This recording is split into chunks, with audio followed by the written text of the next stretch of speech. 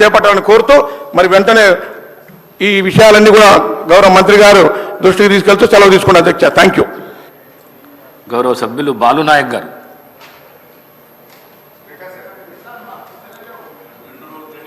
గౌరవ సభ్యులు శ్రీ మల్రెడ్డి రంగారెడ్డి గారు.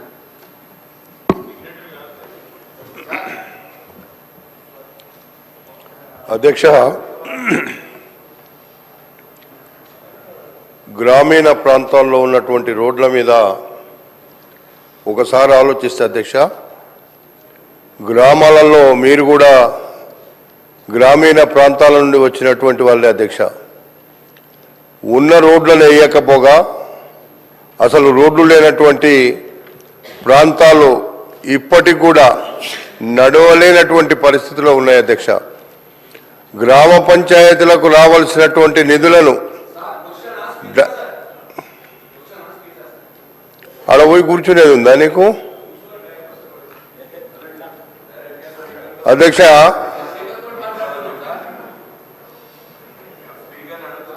అధ్యక్ష, ఇవన్నీ సరిగ్గా చేసి ఉంటే మేమెందుకు అడుగుతాం అధ్యక్ష? ఇలా వీళ్ళు చెయ్యకనే కదా మేము అడుగుతున్నాము. అడిగేదానికి కూడా సరిగ్గా జవాబు వాళ్ళు ఇచ్చినుంటే ఈ గతి రాకపోవు కదా అధ్యక్ష. ఒకటే మిమ్మల్ని కోరుతున్న అధ్యక్ష, మంత్రి గారు అయితే చాలా క్లియర్గా చెప్పినారు, మేము ఇప్పటిదాకా చేయలేని మాట వాస్తవం, ఫర్దర్గా మేము చేస్తామని. మీరు అధ్యక్ష అధ్యక్ష ఒక్కటి ఆలోచించండి అధ్యక్ష, గ్రామ పంచాయతీ నిధులను కూడా ఒక సర్పంచ్కు ఉన్నటువంటి హక్కులను కూడా కాలరాసినటువంటి 10 సంవత్సరాలు ప్రభుత్వం అధ్యక్ష.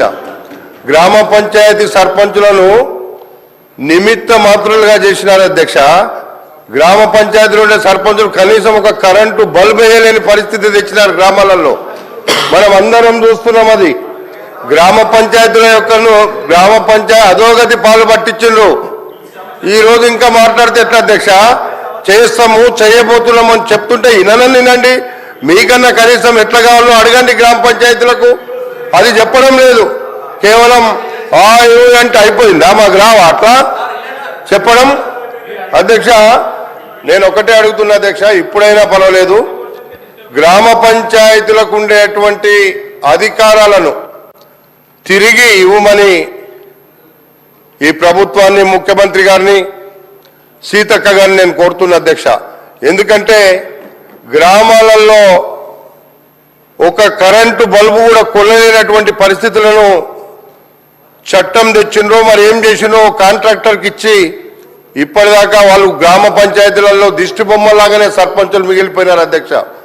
వాళ్ళకి ఏ హక్కులు లేవు, ఏ డబ్బులు లేవు, ఏం లేకుండా ఉన్నది.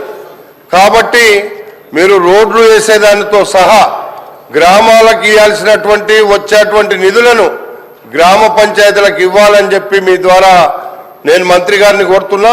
ఎందుకంటే గ్రామ పంచాయతీ నిధులు గ్రామ పంచాయతీలకు రావాల్సిన వాటా వాళ్ళకి ఇవ్వలేకపోయినారు.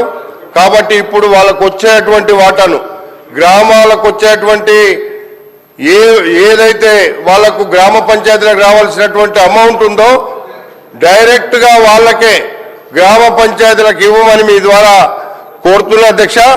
గ్రామాలలో రోడ్లు కూడా ఎప్పటి వరకు పూర్తిగా చేయాలని మీరు నిర్ణయించారో మాకు చెప్పితే మేము కూడా గ్రామీణ ప్రాంతాల్లో ఉండే ప్రజలకు చెప్పడానికి వీలైతుందని చెప్పి ఈ సందర్భంగా మీకు మనవి చేస్తూ, మంత్రి గారిని ఎప్పుడు మొదలు పెడతారు, ఎప్పటి వరకు పూర్తి చేస్తారు, ఎంత గ్రామీణ ప్రాంతాల్లో ఉండే పంచాయతీరాజ్ రోడ్లు ఎప్పటి వరకు పూర్తి చేస్తారు?